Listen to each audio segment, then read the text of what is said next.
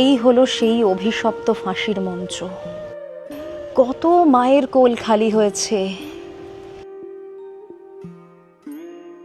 দীনেশ গুপ্ত, বিনয় বাদল দীনেশ, আমরা জানি সেই বিনয় বাদল দীনেশেরই দীনেশ গুপ্ত। মাত্র 19 বছর বয়সে তিনি ফাঁসির সাজা পেয়েছিলেন। একেবারে হাসতে হাসতে ফাঁসির দড়ি তিনি গলায় পড়েন। সেই লিভার আজ হয়তো নেই, লিভার টান দিলেই নিচের এই বেসটা খুলে যেত, উপর থেকে ঝুলে পড়তেন শহীদরা। তারপর এই যে কাঁচের পোর্শনটা, এখান থেকে তাদের দেহ বের করে সোজা এই অটোপসি রুম এখানে নিয়ে যাওয়া হতো। অনেকেই মারা যেতেন, কিন্তু যারা মারা যেতেন না, এখানে তাদের ফেলে রাখা হতো হাত পায়ের শিরা কেটে দিয়ে, আর এই ড্রেন দিয়ে বয়ে যেত শহীদের রক্ত। কি